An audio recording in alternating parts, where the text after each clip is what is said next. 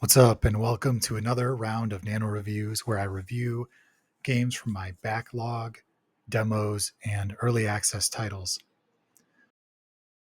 First up is Witch Stranding, possibly the first full-fledged Strand-like game besides Death Stranding itself. As to what makes a game a Strand-like, I've linked an entire essay in the description, definitely a good read. Anyway, despite not having the network effect of the original Death Stranding, I do think this game hits its goal of being very similar, albeit set in a two-dimensional fantasy world and solely using the mouse to move. It would be cool to play this on a gamepad or keyboard without any kind of finagling, but the default is the mouse. If you are not a fan of the original Death Stranding, you may not like this so much. If you are a fan, you might like it, you might not. It takes a different approach to it. The art, music, and writing are all very charming. It's a relatively short game compared to DS. As for me, I'll probably finish it when I'm in the mood for it. And I definitely also suggest that you check out other titles by Strange Scaffold. Next up is Neongarten, a relatively chill cyberpunk city building game. This has the same feel as those resource allocation board games like Carcassonne, however, it's single player. The soundtrack is great, the controls are easy, and the aesthetic is on point for cyberpunk. The game is also very easy to learn, but it is deeper than you might expect at a glance. It's not the typical cozy game where there's no lose condition, and you definitely have to pay attention to what you've built and where you've built it in order to succeed as the game advances. There's also an element of chance, as your opportunities each turn are limited by the cards that you draw and your ability to hack these cards.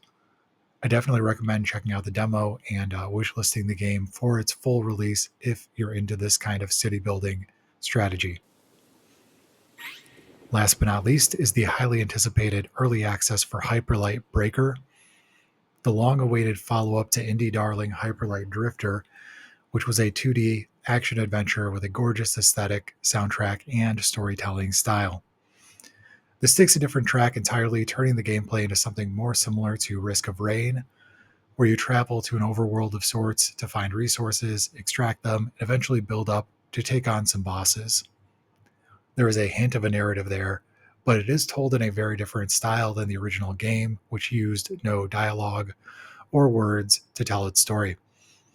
In this one, the narrative is mainly told to you up front and seems to serve as a vehicle for the gameplay conceit.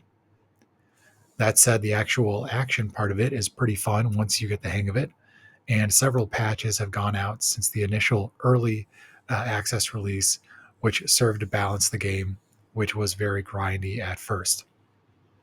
I had a lot of fun running around the overworld that was initially generated for me, finding areas where I could actually survive for long enough to get some loot before extracting. The game does make you survive several waves of enemies while extracting, which prevents you from getting away with a quick grab and dash strategy. You can also purchase and upgrade all of your equipment, but I didn't get a chance to do much of this yet, as it takes quite a bit of resources and there's a chance of losing it if you die. If you're a fan of the original or of other games in this action extraction genre, I definitely recommend checking it out, or at least following the early access development to see if it shapes up to something that you might enjoy. Thank you for tuning in, and I'll see you next week.